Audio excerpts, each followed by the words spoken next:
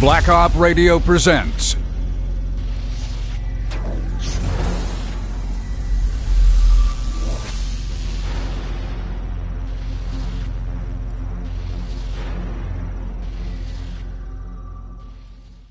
We're here today on August 5th, 1993, with Colonel L. Fletcher Prouty, Air Force retired, to discuss various incidents in history that were so formative in post-World War II U.S. history, politics, power, and to look at things in more detail than is commonly done throughout the media in this day and age. One thing that I've always felt you provide a great deal of solid information on that is never discussed is the whole formative event of the Kennedy administration, which is the Bay of Pigs.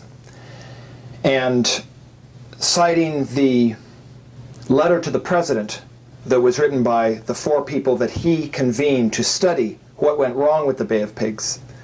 There's a great deal in that committee, the testimony that they heard from people, the way they operated, that is never talked about, that is crucial, it seems, to understanding how Kennedy got his sea legs, so to speak, when he became president, in seeing how things weren't working right with the failure of this operation. Mm-hmm.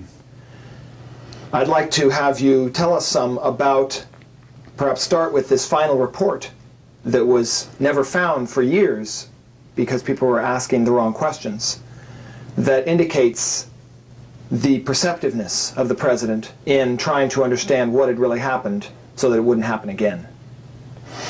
You know, it's an awfully good approach to the problem because very few people have studied the Kennedy period before his death or even have known much about Kennedy before he was elected president. You know, he came right out of World War II with a busy career during the war as a naval officer. He was elected congressman from Massachusetts, served as a congressman.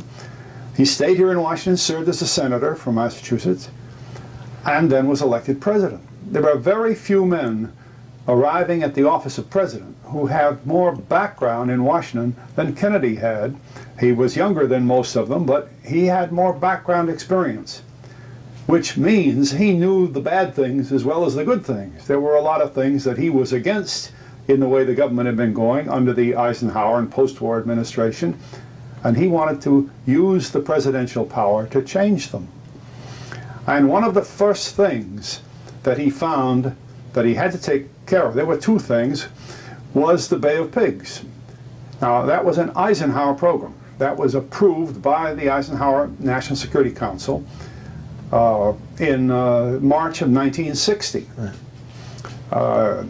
About May of 1960, the CIA people came to my office because it was my job in the Pentagon to provide the support of CIA's clandestine operations. That was my job. I had been in that job for years. And they wanted to have the military open a base where they could train these exile Cubans who were perfectly willing to try to get back into Cuba and incite enough rebellion to throw Castro out, because that's what the original Eisenhower approval was, to try to get Cuban support for the plan. Eisenhower would never have approved an invasion. He never did. Eisenhower knew too much about invasions to have that happen.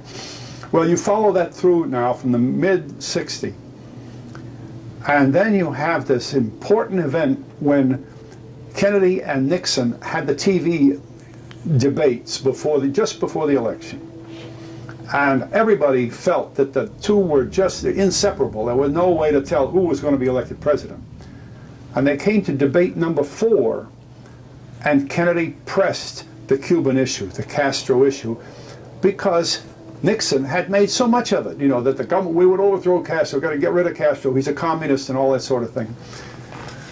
And Kennedy, who knew as much or more about the program than even Nixon did, whipped Nixon in the debate. And let me tell you just a little personal incident as a part of my official duties, but it lets you see the validity of this.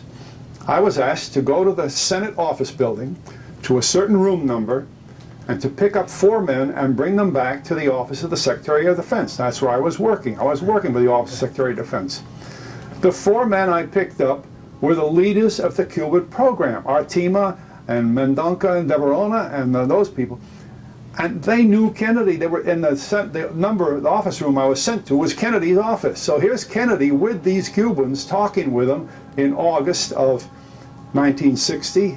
He had just won the Democratic nomination to run for president.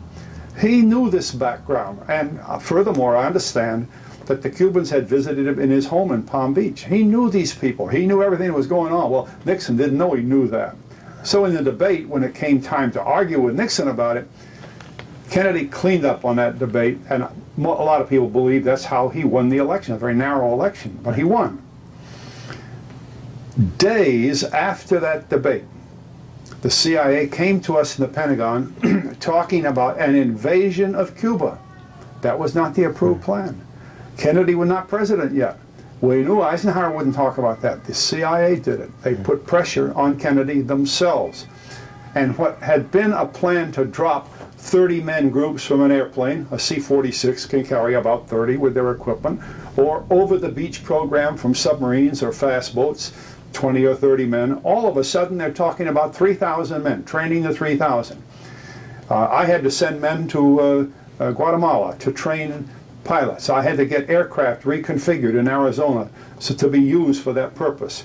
We got Filipino experienced men that General Lansdale knew that had helped him during the time when he was in the overthrow of Quirino in the Philippines, which is much like the Castro thing. So the Filipino experience was valuable. People don't realize how big the Cuban program was. The ships had arms and equipment on board enough for 25,000 fighters. Not just the 1,500 that went on the beach. You see, all of this developed in the working arrangements that were being made from day to day to support this operation. But the strange thing was how it accelerated right after the election.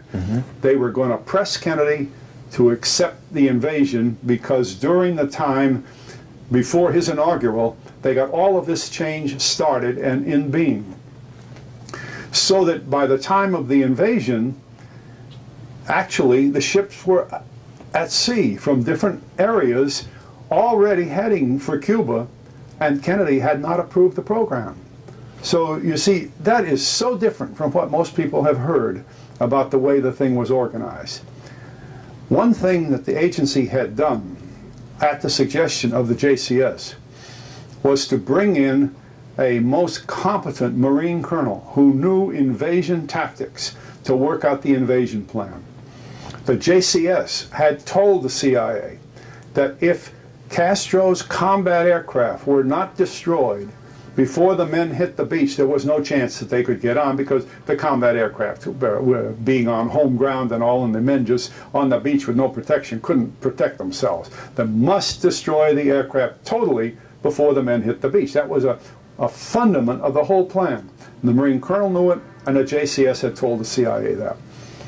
Well, it finally came down to where, after several meetings with the president, during which he would not approve the program, finally, in the middle of April of 1961, Mr. Dulles told him that, well, we have got to do something. We've been training these men now for a year. They think they're going to be brought into their home, and they think we're going to help them gain their country back again. And incidentally, the ships with the men on board are at sea, rendezvousing around the Vieques Island area. We must get an approval to go. Is there anything else to keep it from on? Kennedy waited for the strike on the airfields of Cuba until Saturday morning. They destroyed 7 of Castro's 10 combat-capable aircraft. They didn't have to bother with the transports and all. They went after the bombers and the fighters. They destroyed 7 of them.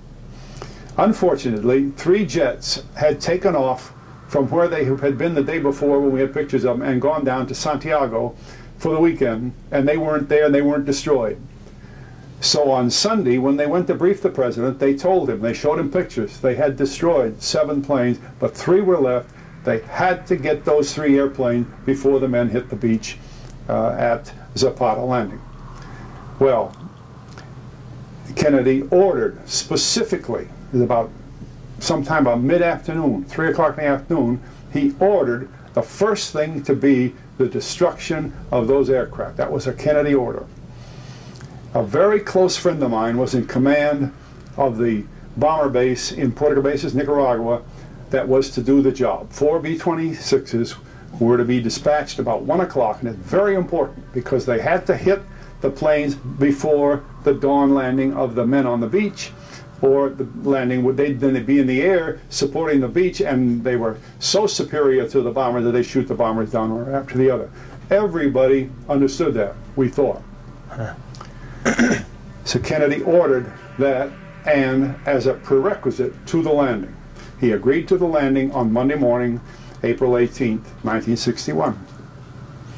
Now, when there was a study of what happened, Kennedy put together the Cuban study group to find out what went wrong. Here is an old mimeograph copy from my days in the Pentagon of the report of this study group. It wasn't seen by anyone, or very few people, for at least 20 years, when it began to pop up in books that people knew about it. And then finally, in 1981, this book was published for academic purposes, for university use, a book called Zapata, which is every word that's in here, just an absolute copy of this. But this is the old original. I want you to see what it looked like in the beginning. And when the Cuban study group questioned the people that came before it as to what happened and why didn't we succeed with the Bay of Pigs program, they ran into a most interesting situation because, first of all, Kennedy and his advisors were very adept at this organization. They really did a good job. Can you imagine a committee better than this one to study the Bay of Pigs? Allen Dulles was on that study group. Admiral Burke was on the study group. Admiral Burke was a CNO of the Navy, member of the Joint Chiefs of Staff, and he was the one who had been designated to support the operation of the Bay of Pigs landings. Now, he knew more about it than anybody else. He was sitting in the room, no matter who came in. Admiral Burke, old Arleigh Burke, knew what was going on, and I've talked to him many times since then about this, and he did know. Another man was General Maxwell Taylor. Maxwell Taylor and Kennedy had never met, but Kennedy knew Maxwell Taylor's reputation, and he knew that he was a good, solid man for this kind of investigation. So he put Maxwell Taylor as the chairman of the group. But there was a 4th man, and as my friends would tell me when they'd come back from the hearing, I knew almost all the guys that went in there. My office was only about 2 doors down from where the committee was meeting in the Pentagon. They'd come back and they'd say, you know, those 3 guys are pretty tough, but it's that little son of a gun on that straight back chair in the corner that's really watching it with beady eye, doesn't say anything. Well, that's Bobby Kennedy. Can you imagine? Bobby Kennedy, Maxwell Taylor, Arleigh Burke, and Allen Dulles to study what went wrong with the Bay of Pigs. Now, they were even sharper than that, because by that time, Maxwell Taylor and my boss, General Lemnitzer, and Arleigh Burke had made up their mind that this was the last time that the CIA was going to get into a major operation. They weren't the right people to be running military-type operations. So they brought in other competent people to provide them with information that they would provide to Kennedy in this report.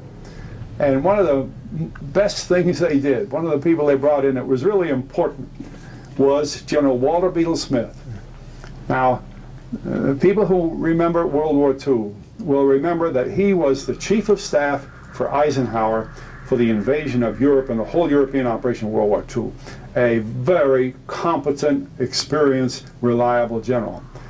And immediately at the end of World War II, Walter Beadle Smith had been sent to Moscow as the American ambassador to the Soviet Union. Well, of course, they were our partners through the war. It was a very friendly relationship. Smith was highly regarded by the Soviets as a general that had helped them defeat Hitler and his German troops. So it was a great assignment for Smith. He learned a hell of a lot from that. And so what did he do? From Moscow, he was assigned to the new Central Intelligence Agency. And he became the director of Central Intelligence. A lot of people don't remember that. Under Truman. Under Truman, yes. And as the director of Central Intelligence, all the CIA people knew him very well. They knew that he knew things, they knew he was tough, and that they couldn't get around him. So what did they do in the Zapata program? They bring General Smith in. He didn't have anything to do with the Cuban program, but he was pretty useful because, among other things, and this probably tips Kennedy's hand as close as anything I can think of in trying to study what happened. Why was Kennedy killed? What brought up the pressures and the power and the intense feelings against Kennedy that would cause people in power to make the decision to get rid of him? But it begins with this sort of a thing. In response to questions about running something like the Bay of Pigs, Smith said clearly, a democracy cannot wage war. When you go to war, you pass a law giving extraordinary powers to the president. The people of our country assume, when the emergency is over, that the rights and the powers that were temporarily delegated to the chief executive will be returned to the states, to the counties, to the people. Pretty fundamental statement from a major, not I mean a full general, but from a major general, an important man. Right. He went on to say now about Bay of Pigs, I only know what the papers say, but covert operations, and he knew a lot about them, he'd been to DCI, can be done up to a certain size. Right. And we've handled some pretty large operations. By that he meant, if it's not more than 2 or 3 people, it can't be a secret anymore. In fact, the New York Times had carried front page headlines saying the U.S. government was supporting the exiles against Castro in March of 1961. It was already all over the papers. He's pointing that out as a mistake. But then Smith begins to get to the point. He said, I think that so much publicity has been given to CIA that the covert work might have to be put under another roof. I think he was pretty explicit about that. He'd say, it's time we take the bucket of slop and go out and cover over it. Well, what something like that does is put in the president's mind the words from a man that knew everything there was, and from the time he heard that from Walter Beetle Smith by way of his Cuban Study Group committee, you know he had one thing in his mind: he's going to get through with the CIA in that kind of business.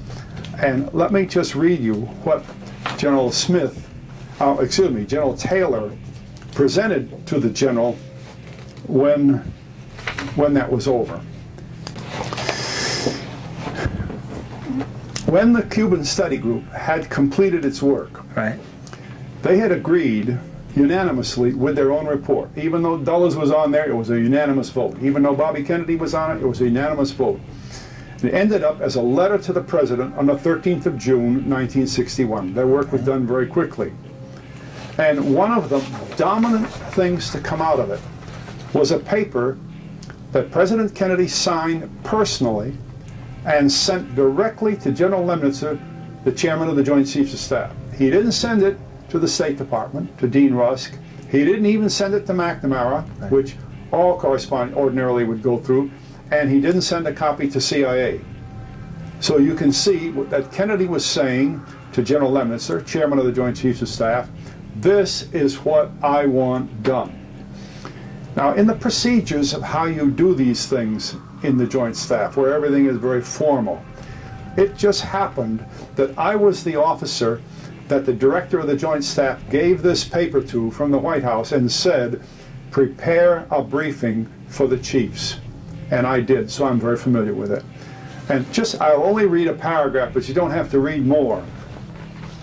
The President informed the Joint Chiefs of Staff that the President regards the Joint Chiefs of Staff as his principal military advisor, responsible both for initiating advice to him and responding to requests for advice.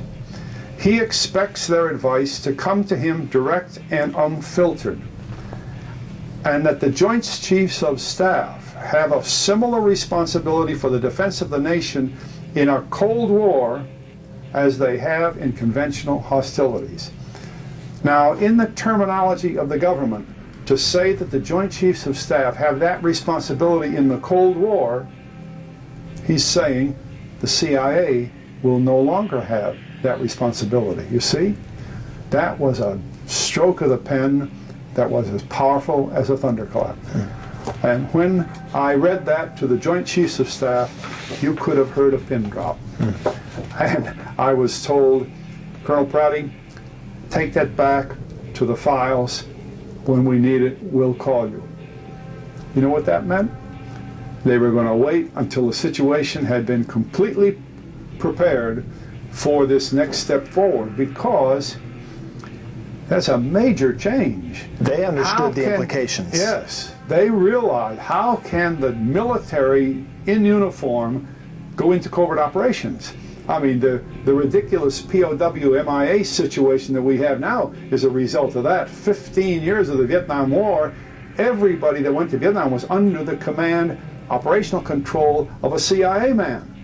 Well, then how can he be a prisoner of war? He's a spy.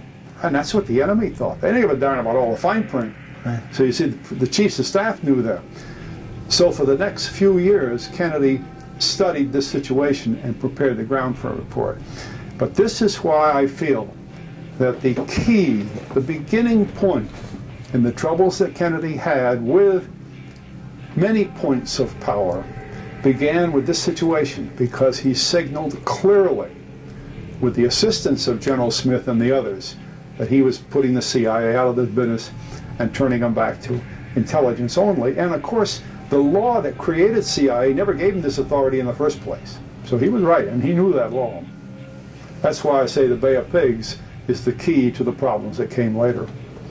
One other thing in that is the question of the miscommunications, apparently, that occurred come Sunday afternoon, Sunday evening, that seems to have centered around McGeorge Bundy, his special assistant. There is a common misunderstanding about that business. Among the people called before this Cuban study group, the 4 men that I mentioned to you, was the advisor to the president, Mr. McGeorge Bundy. And he, I believe, visited them 3 times, and they also accepted written material from him. It was a pretty thorough contact between the committee and Mr. Bundy. And then in their conclusions, which anybody can read, they pointed out that it was their opinion that the most significant reason for the failure of the Bay of Pigs was the fact that this airstrike that Kennedy had ordered on that Sunday afternoon, the day before the landing, was canceled. And in pursuing how that happened, they found out that at 9:30 on Sunday night, McGeorge Bundy had called General Cabell, who was responsible for the CIA at that time, because of all weekends, Allen Dulles was out of the country. Here he's in charge of the whole thing, and Allen Dulles was out of the country. But anyway, General Cabell, perfectly competent person, was called by McGeorge Bundy and told not to fly the airplanes that night until they could operate them the next day off the beach at the Zapata landing site, which destroyed the whole operation. If McGeorge Bundy had had a little more military experience, perhaps, or if General Cabell had had just a little more, thought about it more, they'd have realized that they absolutely destroyed the Bay of Pigs there, because if they didn't destroy those last 3 aircraft, they were going to lose. And those 3 aircraft, the first thing in the morning, sank the 2 supply ships, so that the men on the beach had no ammunition, their food was gone, their radios were gone, their trucks were gone, everything. Just those little airplanes did it. And during the period that the men were on the beach, they destroyed 16 B-26s. In other words, just raised havoc with the whole operation.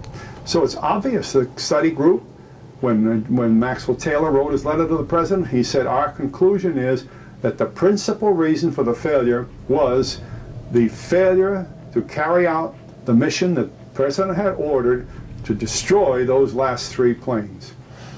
Why did Bundy give that call? There have been a lot of collateral points. The paper I've read to you does not elaborate on why he did it.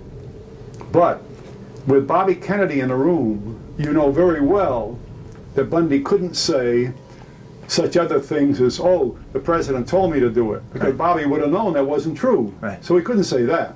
And perhaps Bundy's inexperience in military matters, I don't know, I couldn't make an excuse. All I know is he called Cabell and said, don't fly it.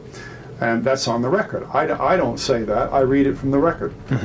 Because there's that other place that we put the yellow post-it in there that was the actual base conclusion of their sense of why it had failed, which is never talked about. This is never articulated anywhere in newspapers or anything if the Bay of Pigs is ever discussed. Yeah. You know, that's a problem too, because there are many books written about the Bay of Pigs, and some of them were written after 1981 when Zapata had been released. Up to that time, this kind of thing was not available. I had it, but I don't know anybody else that had it.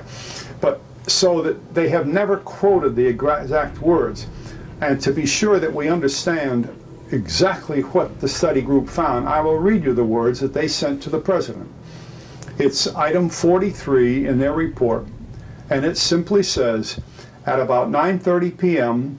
on 16 April, that was that Sunday when Kennedy directed the attack, Mr. McGeorge Bundy, Special Assistant to the President, telephoned General C.P. Cabell, who was the Deputy Director of CIA and had a long time experience with CIA, to inform him that the dawn airstrikes the following morning should not be launched until they could be conducted from a strip within the beachhead. Now, you see, there was a strip within the beachhead, but you can't destroy the airplanes after they've already destroyed your landing. I mean, it's backwards. Right. And this hit the committee. I mean, this is the thing they said, this is our finding as the basic reason for the failure of the Bay of Pigs. And when they interviewed Cubans down through here in the back, when they talked to these poor Cubans that were involved, each of the Cubans, one after the other, says, the problem was we didn't have the aircraft to destroy those last 3. Right. And of course, certain propagandists, or whatever you want, revisionists, want to say that the problem was that Kennedy denied the air cover. Right. There was no air cover in the plan because the plan was written and approved by the JCS to destroy all of Castro's aircraft first. Right. You don't need air cover if they have no planes. See, the plan was built on that idea. And people say that he should have provided the air cover. There is a National Security Council directive, which is a superior document to everything we have in the executive department, that was produced and signed in Eisenhower's time in March of 1954. It's been in effect for a long time, called NSC Directive number 5412. And that directive prohibits the use of uniformed services in covert operations. Prohibits it. Our government knew that during Eisenhower's time, and of course Kennedy knew that during his time. That precluded the use of military in a clandestine operation. And that's the kind of thing that General Smith was referring to. You can't mix the two. You can't put the military in covert operations. And we're having trouble with that today. Is our operation in Somalia, is that considered maybe a covert operation, or is it a military operation? How are we running? Are the people that are flying the airplanes considered military, or are they considered some kind? We don't have a place in the middle of those. This is what the government's trying to work out at the present time. What is the role of the military? Even in the Vietnam War for 15 years, the military that were used before 1965 And you know, it started in 1945. The first American was killed in Vietnam in September 45. For those 20 years, all activity was covert. It was under the CIA. So that's what we're going back to the program here.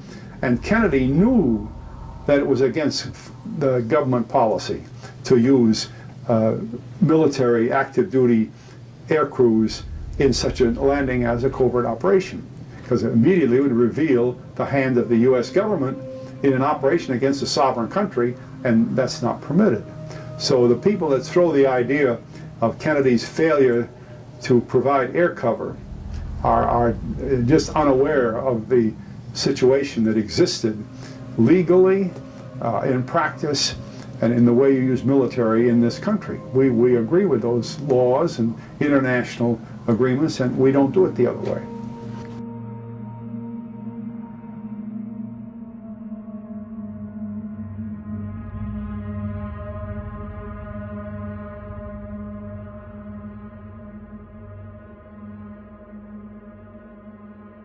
You see, that's a good way to link the two together, because historically these two things ran together. They were essentially the same thing. They were major CIA operations that the generals knew were too big to even be thought of as covert operations. You know, the CIA assisted a rebellion in Indonesia in 1958, in which at one time I myself ordered the delivery of 42,000 rifles. I mean, that's not a covert operation, you see. We were using submarines against the south coast of the islands of Indonesia, not a covert operation. So the military looked very carefully at these things and knew that the CIA was going much too far.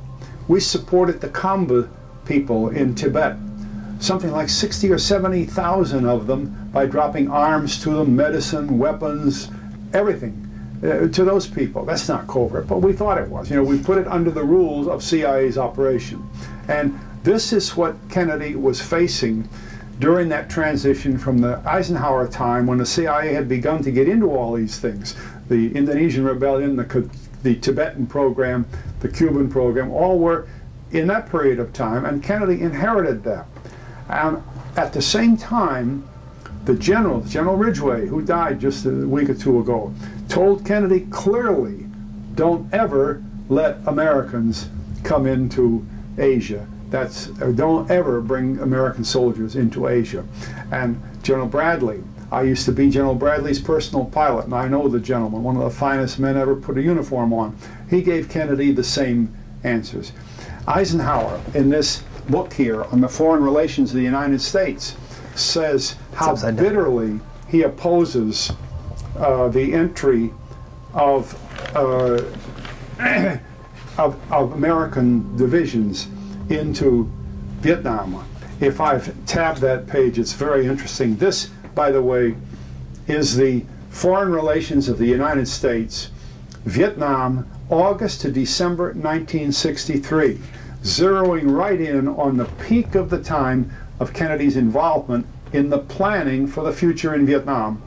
And anybody that wants to think that Kennedy was not deep into the activities in Vietnam doesn't realize that during this period of that time, there were meetings going on day after day after day in the White House, in which my own boss, General Victor Krulak, was involved, Maxwell Taylor was involved, McNamara was involved, and what that would mean is when they'd come back to the office, the rest of us in the Joint Staff were involved, supporting the President in the development of these plans, because he knew that he was either going to have to make the decision, as he did in NSAM 55, right, to get the CIA out of this covert work, and with the CIA out of, say, the operation in Vietnam, he saw no role for the military. And it was perfectly logical from the Kennedy point of view and from what the Joint Chiefs of Staff had told him, that we should not be in Vietnam. And when he wrote this document, which, because of our movie JFK, Oliver Stone's work, where we introduced the subject of the National Security Action Memorandum number 263, right, which was written and signed on October 11th, 1963, saying that we would, that all U.S. all American personnel would be out of Vietnam by the end of '65. That was Kennedy's decision after all of this work spanning this period of 6 months.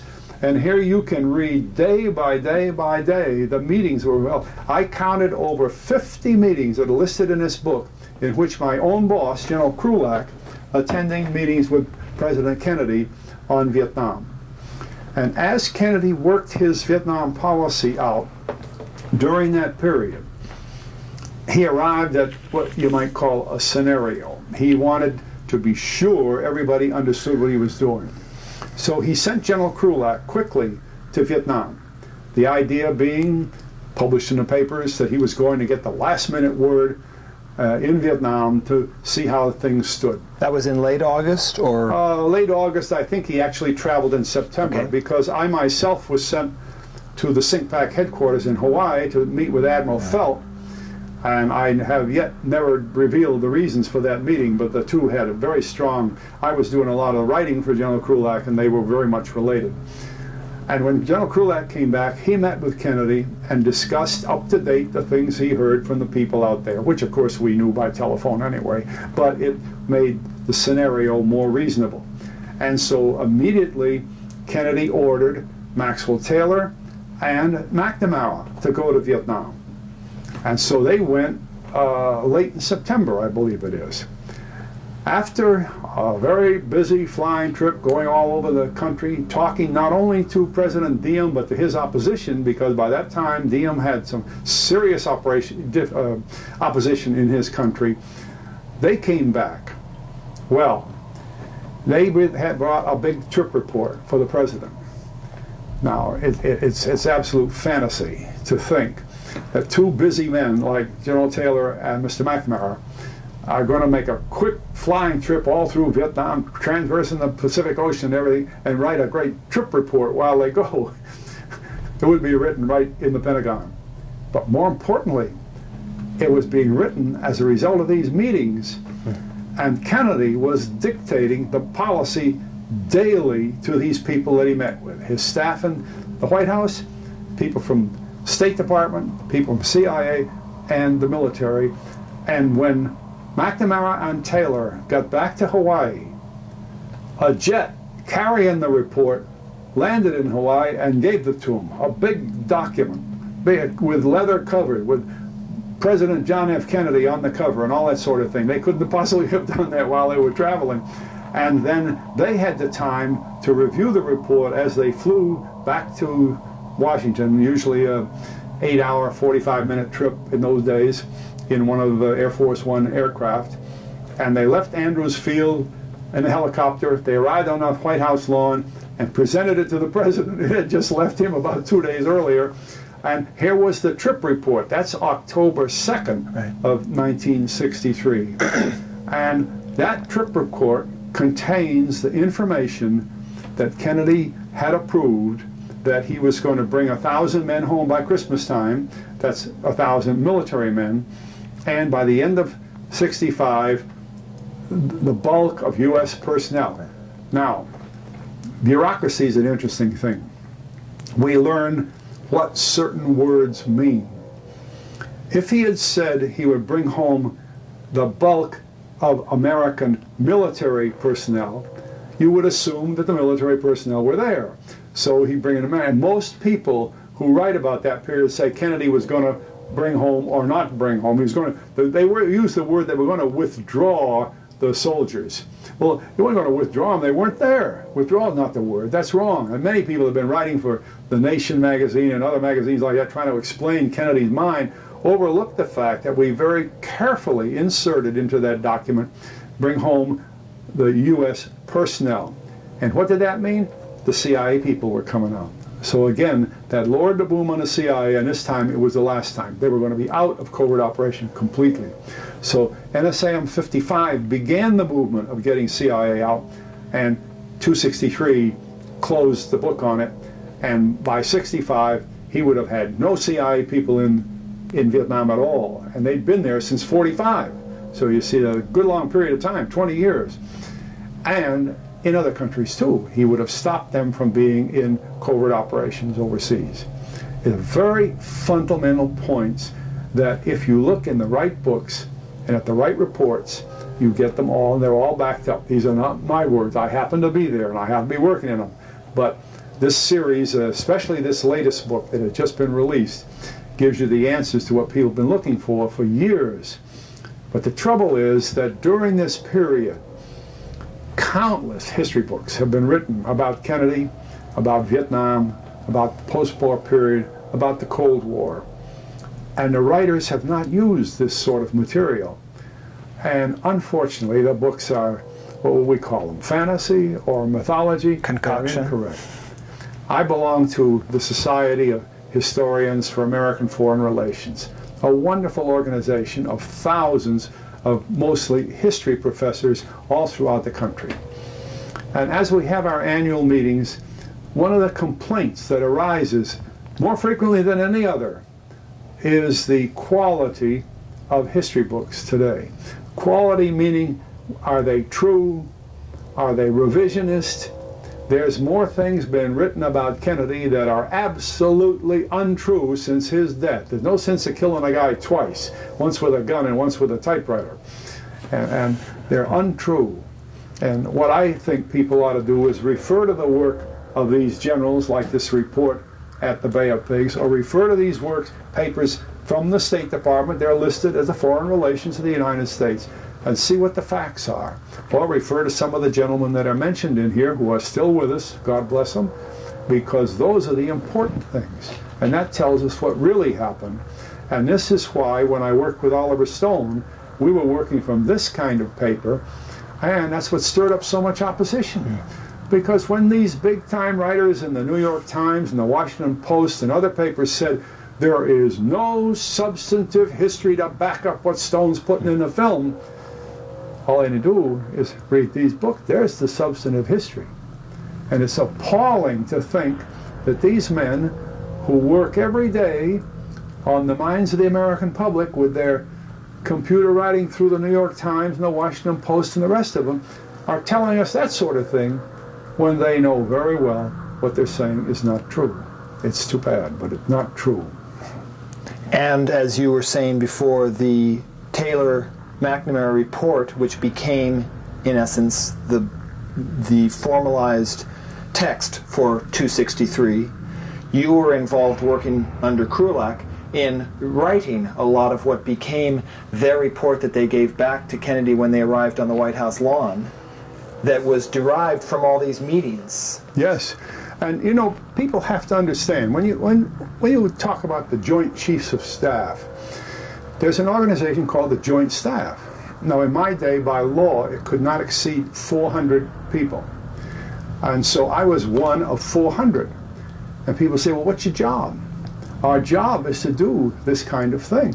When General Krulak would come back, he'd throw notes on the table before 5 or 6 of us, or even tape recorder, cassette recording. And he'd say, there's what we did today. Now look, each one of you do such and such a part you've been working on, and we'll get this report the way the president wants it. Wow. And when it was the way the president wanted it, that's when it went out to Hawaii to Taylor and McNamara, so that when it came back, the president was ready to sign it as his policy for Vietnam, which was he was not going to put American troops into Vietnam. Where we put, do you know how many troops were really in Vietnam? 2,600,000. And 58,000 were killed, let alone all the other people that were killed. By the time it was all done? By the time the Vietnam War was over, 2,600,000 men had been rotated through Vietnam. We don't very often think about that. We dropped more bombs from aircraft in Vietnam, in Indochina, than all of World War II. People don't have any idea what Vietnam really got to be after the death of Kennedy. Well, in all of those big numbers that I'm talking about, the money that rolled out went at least to $570 billion. Now, if Kennedy had not died, he would not have put those people there. Not just the 500,000 that were there at any one given day, but the 2,600,000. And if the people didn't go they would not have had to spend the $570 billion. Well, there were, as General Eisenhower said in his great speech, which was the opening of the Stone film, That's great. that beware of the military-industrial complex. And when you threaten such a complex with the potential of 570 billion, and then you're going to bring it down to nothing, you are bound to get some hot-headed decisions. And the removal of the president is not a very difficult thing to do. Just think of the list of presidents who've been wounded, shot at, killed since World War II. A lot of people don't know that even President Carter was threatened with assassination. And President Reagan had a bullet in him. It's a very, very different world when we don't use things in a factual basis and really know what's going on, because then the public is so badly confused. Plus in debt. Confused and deeply in debt. You know, I don't have, my book is here. I don't know whether I can, but in the book, I could show you, just to make a point, because I knew the document, I inserted in this book of mine the picture of these men coming back to Washington with this report. It's on the coffee table in the president's office. And if anybody thinks that huge report could have been written while they were running from one place to another in Vietnam, you see that big report on the coffee table in front of the president, and Maxwell Taylor and McNamara there? That is the report of the trip. They couldn't have done that on the back of envelopes while they were running. Right. And it was very carefully designed by Kennedy to support his Vietnam policy, you see. He had no, it's like saying he was to blame for not providing air cover for the Cubans. Here's something people are saying he had no policy for Vietnam. He was going to do. The thing that's very interesting about Kennedy's death and this work, there was a meeting convened in Honolulu on the 20th of November, 1963. Very strange meeting, because 60 leaders of our government, including the ambassador from Saigon, among others, and all of Kennedy's cabinet had gone to Honolulu. And they had this meeting about what to do in the future with the Vietnam War. Despite the fact that this existed, there was this meeting about the Vietnam War.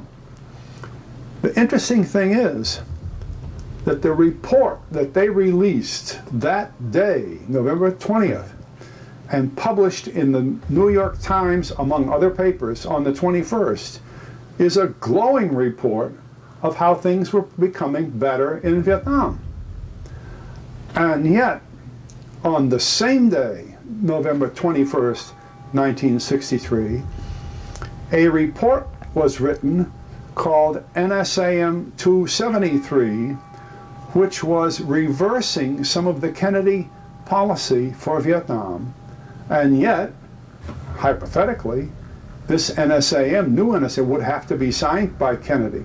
And yet the Honolulu meeting was providing Kennedy with assurances that everything was going well. So could it be that this NSAM 273 was somehow signaling a change, which of course by March of 1973, when NSAM 288 came out under Lyndon Johnson, escalated the war to what we saw later. Now you said March of 83. You mean March of 64? No, March of 64. March of 64. Thank you very much. Okay. March of 64. But you can see the changes in it.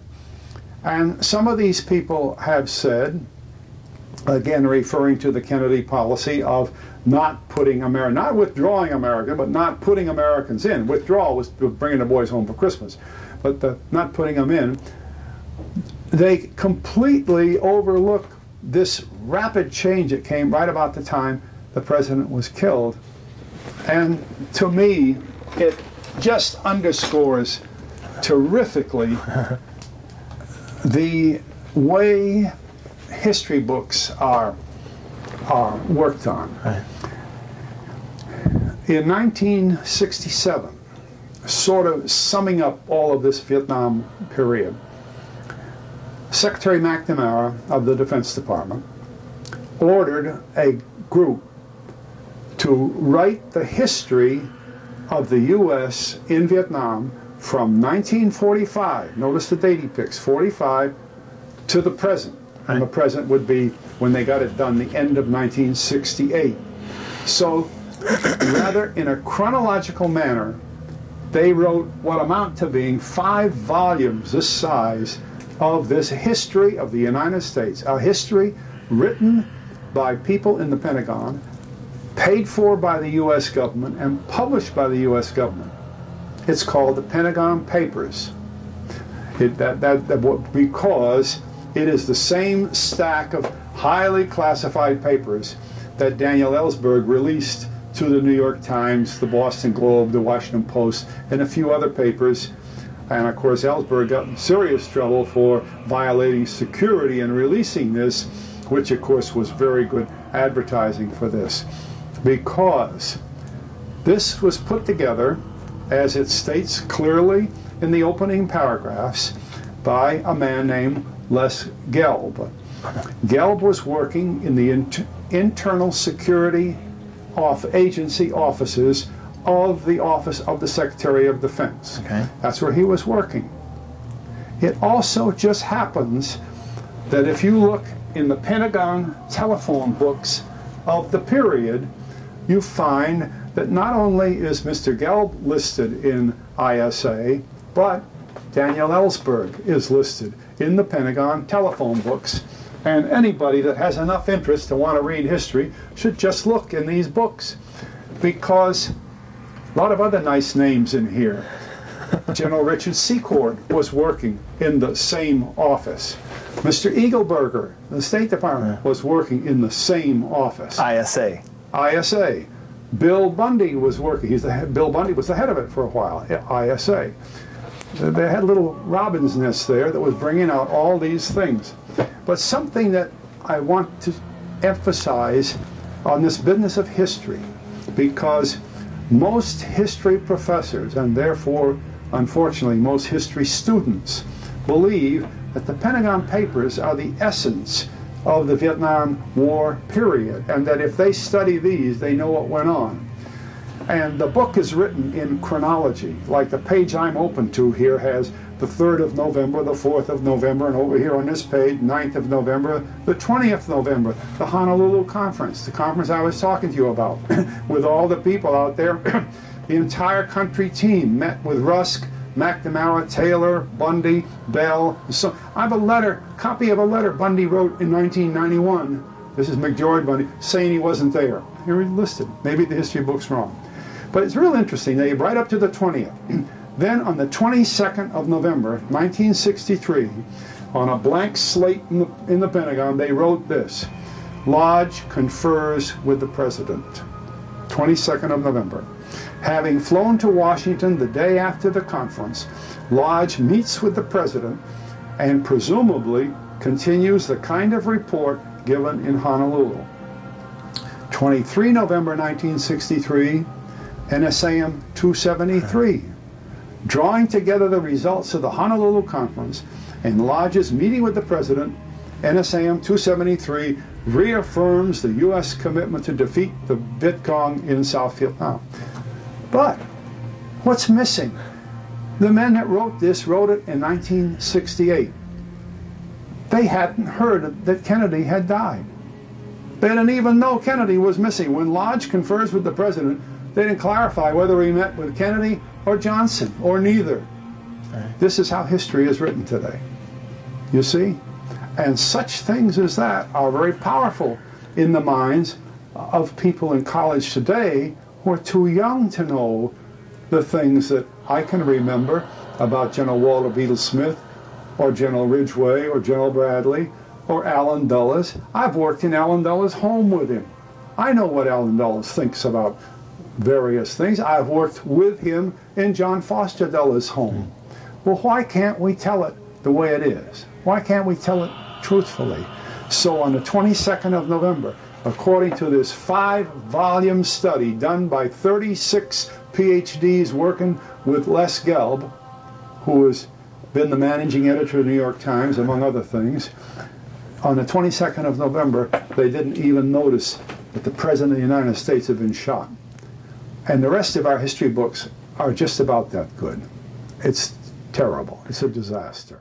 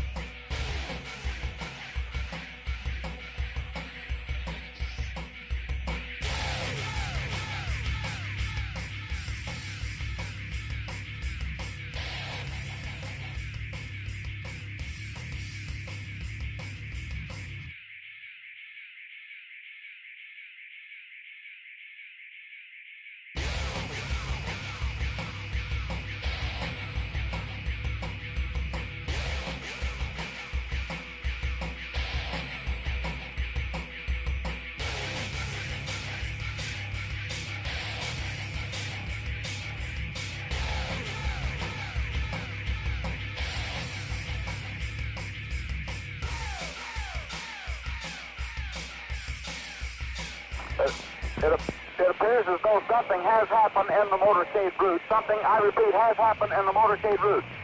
There's numerous people running up the hill alongside Elm Street, there by the Simmons Freeway. Several police officers are rushing up the hill at this time. Stand by just a moment, please. Something has happened in the motorcade route. Stand by, please. Parkland Hospital, there has been a shooting. Parkland Hospital has been advised to stand by for a severe gunshot wound. I repeat, a shooting in the motorcade in the downtown area. Parkland Hospital has been advised to stand by for a severe gunshot wound. It appears as though someone in the limousine might have been hit by the gunfire.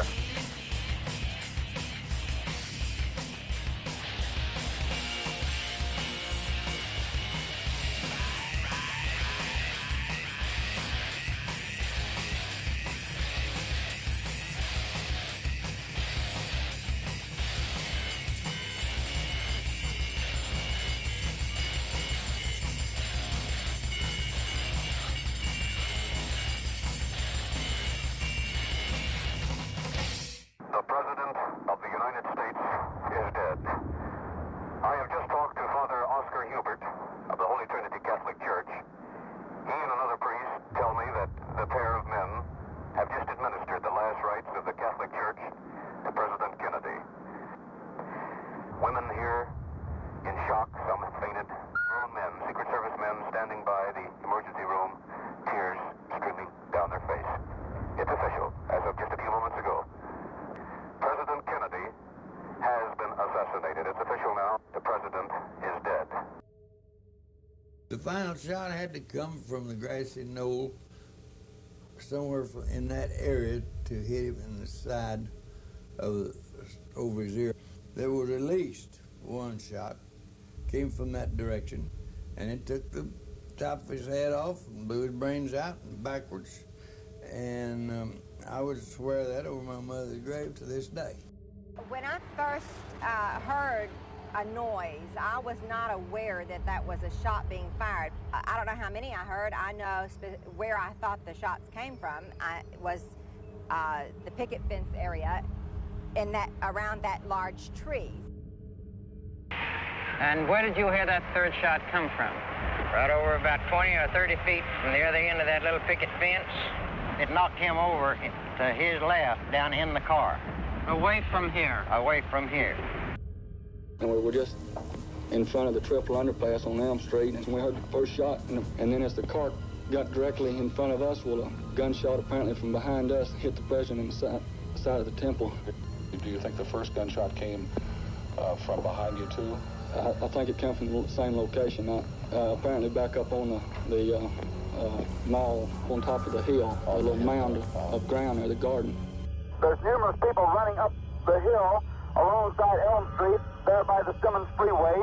Several police officers are rushing up the hill at this time. Stand by. Something is wrong here. Something is terribly wrong. Police broke away and began chasing an unknown gunman across some railroad tracks. Information is still sketchy at this time. We have just talked with two eyewitnesses, a man and his wife, who were standing near the president's motorcade. They said that a shot rang out from behind them. They thought at first it was a firecracker. And then, according to the eyewitnesses, one woman who was in a hysterical condition told us that the president was hit in the side of the head. President John F. Kennedy died at approximately 1 o'clock Central Standard Time today here in Dallas. He died of a gunshot wound in the brain. Dr. Berkeley told me it's a simple matter, Tom, of a bullet right through the head.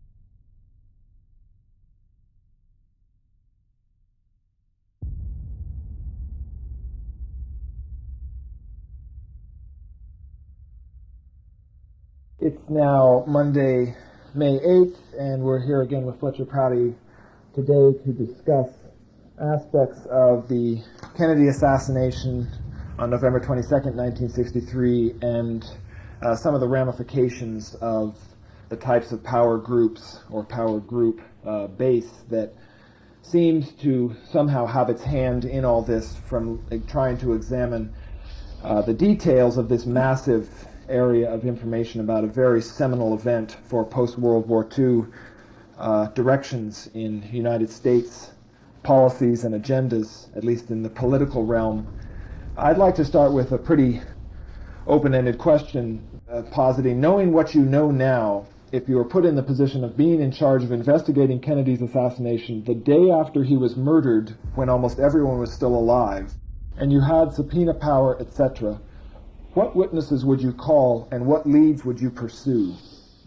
Well, that certainly is a fundamental question. Of course, we all realize that murder in the United States, by law, by tradition, is the function of state governments.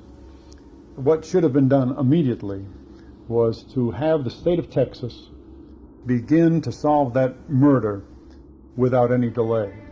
The body of President Kennedy should not have been moved from Texas. The autopsy should have been completed by the same people that were there when he was brought into the hospital. The police should have been the same police that were on duty when the president was moving through town. And the very next day, those policemen, all of them should have been convened in a meeting so that everything they knew would be put down and recorded immediately, including the long conversations that had been had with Lee Harvey Oswald the night that he was picked up. Because I think most of us will recall that he was not picked up on the charge of having shot the president. He was picked up on a collateral charge of having something to do with the death of a policeman named Tippit.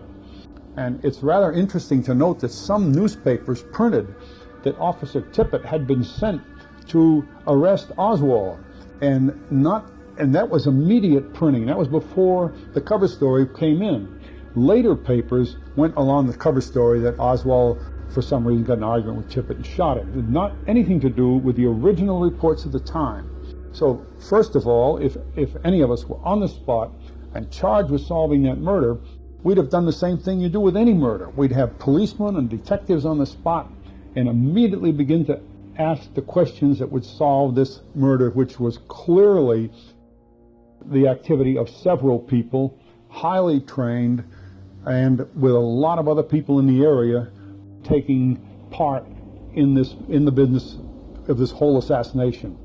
Well, if the work had been done that way, the possibility is that there would have been no mystery from the time of the autopsy right in the Parkland Hospital, because it was clear that the president had been hit in the back, that's a wound from the back, that he had been hit in the throat, a wound from the front, that he had been hit in the forehead, that's a wound from the side front, that the back of his head had been completely blown off, that's from a weapon or bullet going through his head and blowing off the back of his head, that there was a bullet that hit a man named Tague, who was a block and a half down the street. In other words, a low trajectory bullet, not one from the 6th floor going down to hit the pavement. This one went a block and a half and hit the curb through a fragment of the bullet or curb up, and that hit Mr. Tague in the face, and photographers took pictures of him with blood running down his face. That's another bullet. So there's 4 bullets right there. That disproves the entire Warren Commission report. But police would have handled that immediately. They would have gone to the places where those bullets originated from and begin to solve the crime the same as any other crime.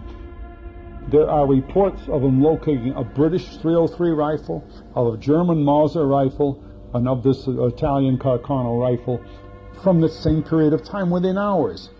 Any police department would have resolved that immediately by finding the rifle that had been fired, by matching it to the bullets, and discarding the other bullet. If the normal police activity that takes place in any small town in the country had been put into motion within moments of that crime, it would have been solved before midnight.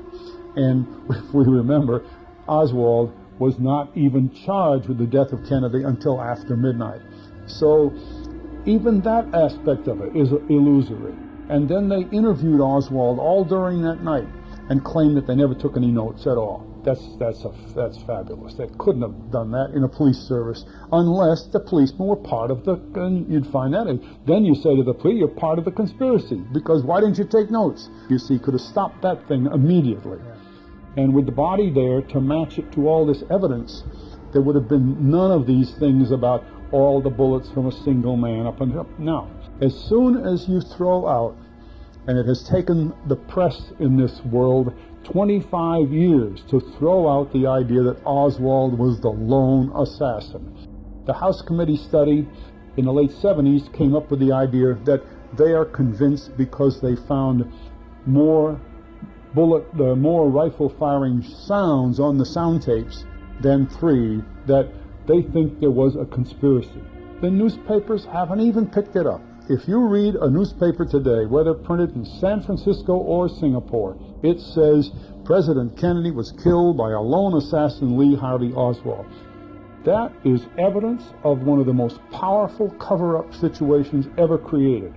That for 25 years they can force the media of the world to speak like parrots with respect to the death of Kennedy, that he was killed by a lone assassin, Lee Harvey Oswald. They will not print anything else, although 99% of the people of this world believe that the president was killed otherwise. It's a fascinating thing to think about how solid and how powerful this cover-up arrangement is.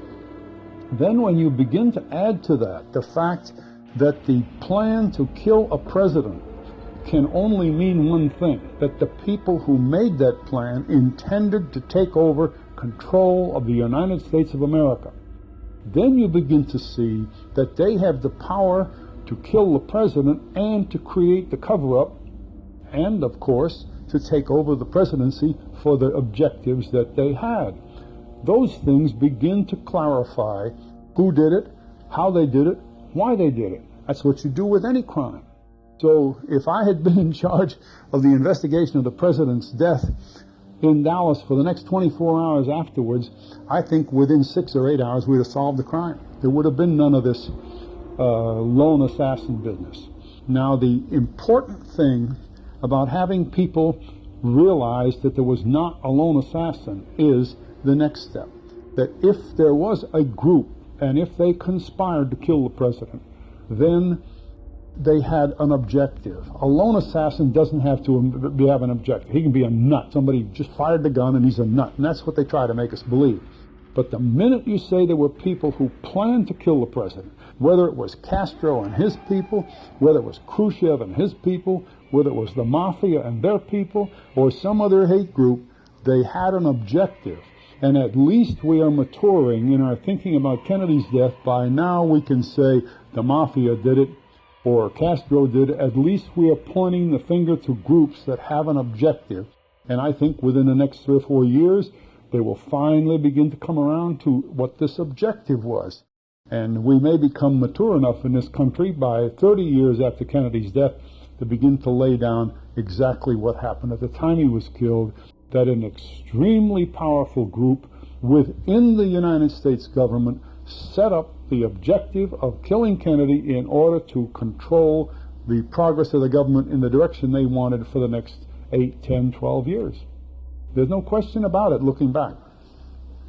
And in that current scenario, there's various groups that have at times there's been some stories put out positing Castro wanted to kill him or the mob, which all to me seem derelict in the ability, which was not Castro or Khrushchev or the mob's capabilities, of engineering things like getting the Chief Justice of the Supreme Court to head up a commission to cover it up, or the Dallas Police Department or whoever else, the authorities either locally or federally, who had some key roles here or there in at least the post-assassination alteration of stories to conform to a lone nut.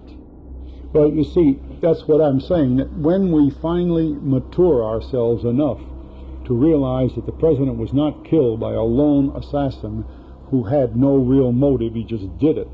The minute we move ourselves into saying that some organization did it, whether it's Castro, Khrushchev, Mafia, whatever, immediately we are saying there was a motive for doing this. Now, the motive then is one of a group that, and their objective, of course, was the control of the government of the United States. as soon as we think that a group did this, the next thing is to think of the environment in which it happened. A lot of things were happening in the 90 days before the president was killed. He had made a speech at the UN saying that he was not going to have NASA arrange the shot to the moon by itself, but he was going to merge our space agency in with the Russian space agency in a cooperative attempt to go to the moon. He thought that would be internationally palatable. It would help ease the pressures of the Cold War and would really make progress for the world as well as putting a man on the moon.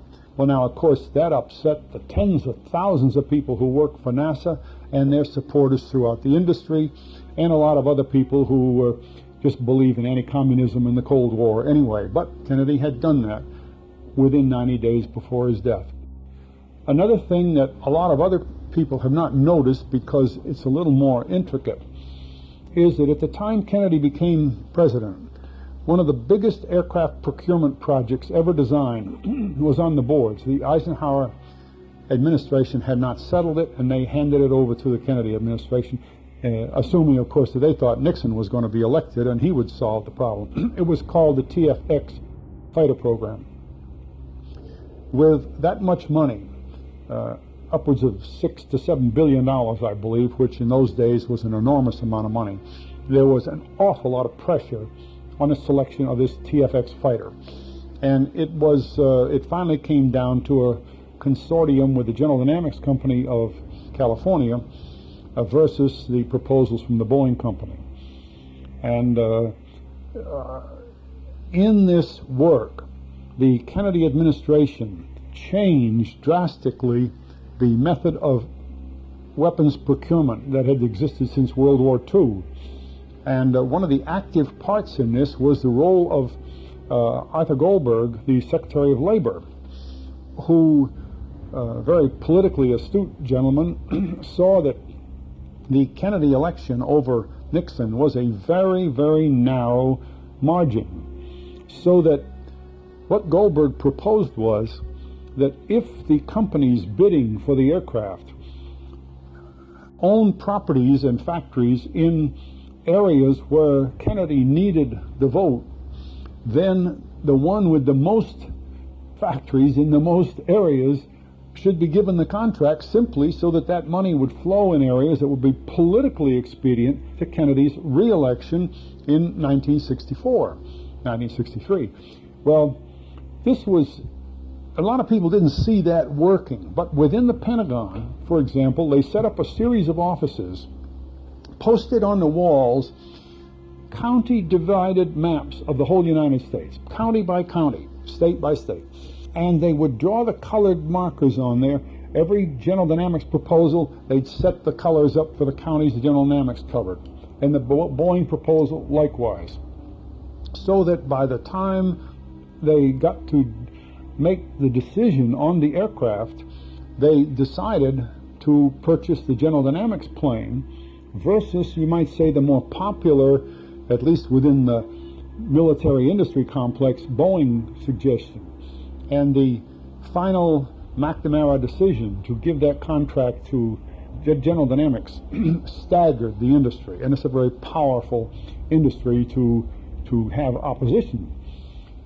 In addition to that, Mr. McNamara's Deputy Secretary of Defense, Roswell Gilpatrick, was traveling around the country speaking at bankers' conventions and other important meetings, saying that from now on the Kennedy administration was going to see that procurement money was more wisely used and that the old power groups of the Eisenhower days were ended. And although that was a rather quiet thing with respect to news, it was a most important area of opposition to the Kennedy administration. It was a very important area. So there's a second one added up. In the Vietnam War, which was growing, and you know, in 1962, 1963, the Vietnam War was not a big issue. It was a small thing. The trouble in Laos was more important. The trouble in the Congo was more important. It wasn't the whole thing. We did more in anti-Castro work, you might say, than we did in Vietnam. So that it's by looking back at it that we think the Vietnam War in '63 was a major issue. So by the summer of '63, Kennedy had properly analyzed that if the people of South Vietnam wanted to set up their own country and run their own country, they were going to have to fight for their own country, the same as our people did in the Revolutionary War against the British. It was the Americans that fought the British and did it themselves. And he thought that Vietnamization was the way to do it. We would provide the support and we would help them. With that on his mind, he set up the procedures to produce what became NSAM 263, where he announced to the public that before the end of the year he would bring 1,000 troops home for Christmas, and by the end of 1965 he would bring the bulk of American personnel home, and personnel being a comprehensive term, not just military, but all the personnel in Vietnam.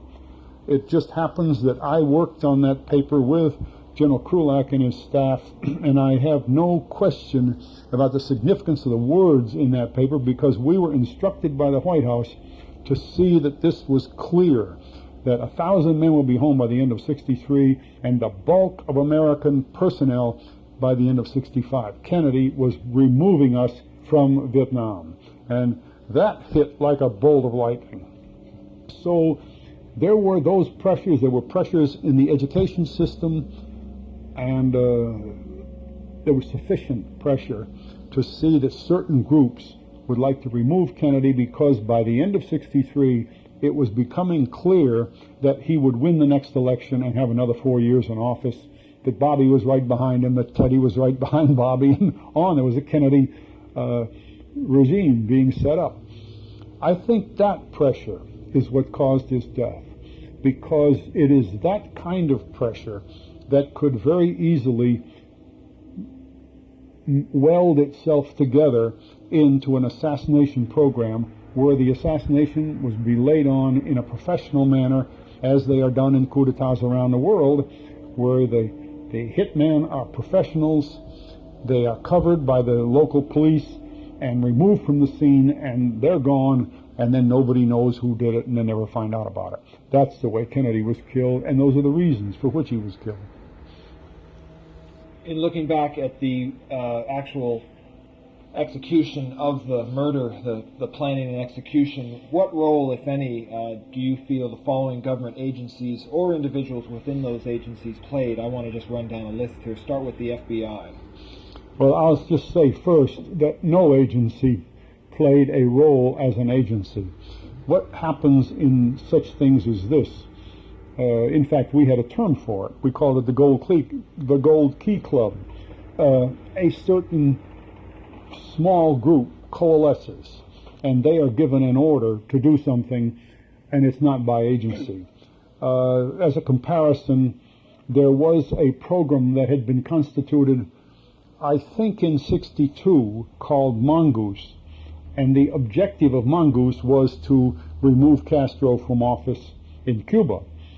Well, the people that were assigned to Mongoose under the direction of General Lansdale were from various agencies working together, and some who were not from any agencies. They were hired employees from other specialties and other businesses that are competent in this business of establishing coups d'etats and things like that. So it's not correct to say that the FBI, the CIA, the Department of Defense, State Department had a role in this. It could very well be, and I'm quite sure it was, that people from those agencies might have been called upon for certain specialties, but that isn't how these jobs are done. So there wouldn't be much point in going through, as far as being able to have anyone that you felt somehow, oh yeah, well that person must have had this to do with it or that to do with it. Or not that specifically. Those things are done. I worked on assassinations in other countries, or the removal of office from people from other countries, and it was not done agency by agency. It was done on the basis of a very cleverly arranged group arrangement, which would get the job done by people who are very proficient in that type of business. I would like to look at a few instances, though, of just examining what evidence did go down particularly in terms of something like the Secret Service. Now, you served in some function in Eisenhower's term as something to do with helping with security for the president with the Secret Service? Okay, that's an interesting point. The Secret Service is well trained, and it has manuals that direct how they operate for what is called protection of the president. It's a small organization, and what they do in general practice is augment the Secret Service, when necessary, with specially trained units from the U.S. military. And the thing that we notice in the assassination of President Kennedy was that certain of these Secret Service units and military units that should have been along the streets in Dallas, that should have closed windows in Dallas, that should have welded manhole covers in the streets, and should have done all of the things, should have designed a route through the city that was safe. For instance, they have a rule that says if your automobile with the president cannot travel 44 miles an hour, you have to go on another route. I argued with them one day, just kind of jokingly, why 44? Why not 45? Why not 4? What? And they said, we have learned that at 44 miles an hour, a gunman has a very great difficulty following the target and hitting the target. So that's the level, see? What it meant was if you had to go through the city at 30 miles an hour or at 15 miles an hour, then you take additional precautions. Well, they didn't even take the precautions that are required at 44 miles an hour, even though the president was moving at about 6 miles an hour. Yeah. And how this happened was that in the days before they went to Dallas, and you know they had been touring in Texas, calls were made to certain military units and to certain Secret Service units saying, you won't be needed in Dallas. Maybe they were using San Antonio, maybe they were using Houston. And to the military unit, they said, we don't need you in Dallas. Well, the assumption of that commander is that somebody else's military unit, you know, there's a lot of these units, and he would be used. They never dreamed that it meant the city would have nobody. And as you know from the record, there was no Secret Service and no military men of this, with this training in the Dealey Plaza area. Mm-hmm. The evidence of it is the photographs. One of the first things the Secret Service would do in a place like the Dealey Plaza area where high buildings look down over the road is they would close all the windows and seal them. Put a seal on it that says to anyone working in the building, do not open the window. Then they say, yes, but how are you going to control maybe hundreds of people? It's not hard. You put a man on the roof with a radio. You put another man down in the middle of the plaza on the grass looking up, and he's got a radio. If he sees a window open, he broadcasts immediately. 3rd floor, 4th window over.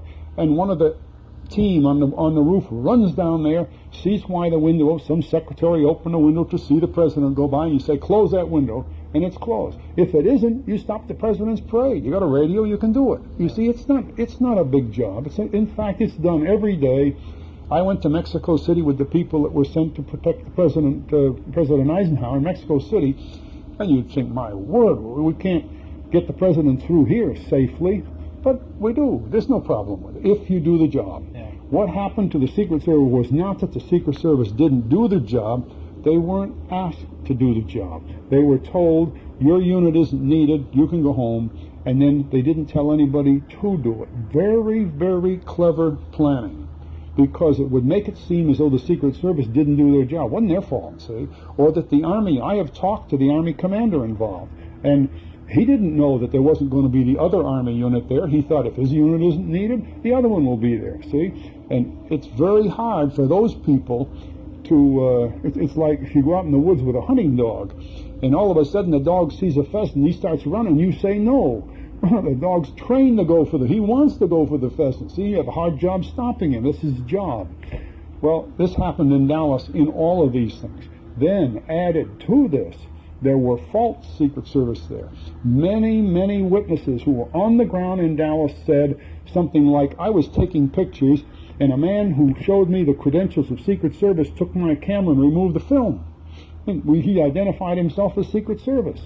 Or others said that they met people there who identified themselves as police. In fact, there were pictures of policemen at the Dealey Plaza area ostensibly Dallas policemen, but they're in stage uniforms. They're not in police uniforms.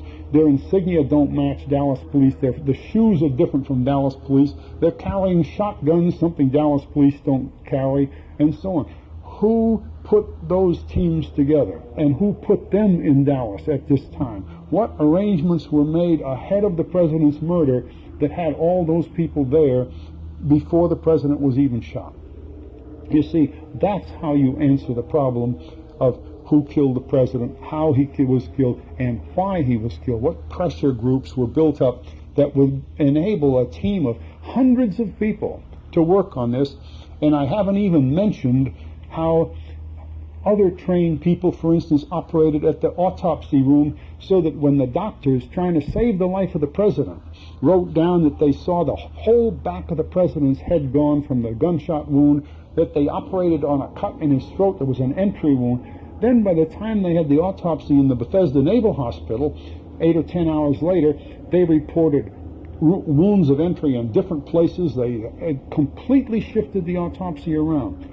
Who arranged all that? Who arranged that entire cover story? Mr. Zapruder, who took the film of this thing, just happened to be there with a movie camera. He happened to be taking pictures of the president's car as it went by.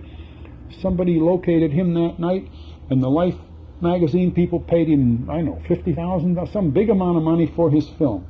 Then when the Life magazine published extracts from his film, they reversed certain of the film slides to make it appear that the president's head went forward when it really went backward, and so on. Who set up that cover story? You see, the whole thing is shot through with cover stories. That shows an enormous power center behind the president. Certainly not Lee Harvey Oswald or Castro or the Mafia or some other nebulous group. This was an inside, powerful group that scheduled all the events of this thing so that they would come together with not only the murder of the president, but the takeover of the U.S. government. In some of the writings you've done, which are being compiled currently into a book called The Saigon Solution, about the CIA involvement in Indochina and, in effect, climaxing with the assassination of Kennedy, you write about aspects of this security being so lax in Dealey Plaza, and no one being on the buildings, and none of the windows being closed, and all of the airtight procedures that they had developed as an agency, the Secret Service, since they had been formed in the 1903 or whatever after McKinley's assassination, and none of those things being followed that day, which then recently I was reading Jim Garrison's new book on the Trail of the Assassins, where he lays out evidence of the parade route map on the front page of the Dallas Morning News that morning, November 22nd, showing the parade going straight down Main Street, never indicating any turn onto Houston or then another turn onto Elm. And in that type of context, if the top-level Secret Service people were not even aware of this last-minute change, because as of that morning they were still saying, no, the parade route is going straight down Main Street if you want to go along the route and have a good chance of seeing the president. What is your sense of how the Secret Service, or who was somehow involved in this monumental setting up of the ambush site by rerouting a last-minute change in the parade route to accommodate this absolutely essential place to get the car to go slow enough to get a shot? That's a very important detail that Jim Garrison has pointed out, because the Secret Service, along with its military assistance, studies the route that the president will travel over in any city, not just Dallas, any city, for at least 90 days ahead of time. They study all the idiosyncrasies of that bit of the city, you know, where people could be hidden on a roof, what windows, what angle of fire they'd have from certain windows, what speed the car would be traveling at certain corners. And of course they try to reduce corners, they try to go perfectly straight, and that's what the map in the paper showed, a straight route right through the city. Well, it is not Secret Service policy to change a route at the last minute. They've done too much work. If some If something comes up that causes them to want to change a route at the last minute, they're more apt to change the president's trip entirely, not even have him stop there. They did that just before the trip to Dallas. It was either a trip to Chicago or a trip to Miami, where they had some problem, and the public was told that President Kennedy was suffering from a severe cold and could not make the trip. Well, the Secret Service isn't going to put him in a position where he's doing something counter to their own best regulations, and they have very thorough regulations. They can keep the president alive. So the fact that the parade route was changed, and changed even after the Dallas News had been told what the route was, and after they printed a major map, what was it, about 5/6 of the front page. It was an enormous map on the front page of the paper, and then the route was changed in spite of that, is simply underscoring our evidence that elements within the structure of the government at a very high level were able to get such things as that route change, despite the fact they had told, for instance, the Dallas News very shortly before the parade that he was going to be on a certain route. Right. Now, the important thing there is that if the Dallas News knew that, the Dallas Police knew that, the Dallas Sheriff's Office knew that, the Secret Service knew that, the military people working on the deal knew that, everybody else knew that the route was one. And then all of a sudden, when he made this drastic change around the triangle there, and the car slowed to 4 or 5 miles an hour, it was a shock to all of these people there. And yet, what is really amazing is you don't hear any of these people talking about that. And maybe hundreds of them were on duty that day and found that their jobs were totally ignored as the car went off on its own somewhere else. And yet, there's been no word from them. They've been covered up totally. You see, it works both ways. The place was left vacant of its normal guard, of its normal observation and all that sort of thing. And then the men that were there and saw this happen have been kept from speaking about that ever since. I don't know the witness of any man from the Secret Service or any other place that tries to explain why that change was made. They just leave it hanging in the air like that as though, well, it's something we can't account for. It's part of the crime, just like everything else. And Garrison is right to point that out. Which there's other discrepancies as well in terms of seeing that somehow there must have been a lot of people who did sense a different parade route because, of course, there was a great throng of people right at the corner of Houston and Elm. Zapruder was up on the streets were very close. It was a small triangle, and the fact, as you notice in some of the pictures taken, the people who had been on Main Street were walking across the grass over to the other street. Really, it was not that kind of a problem. From the viewer's point of view, what it was is it put the president at a very slow speed, making corners that he should not have been making, and right under the guns, and I say guns on purpose, that had been placed there to kill him. And it was an absolute ambush, if ever I saw one, a real Wild West ambush.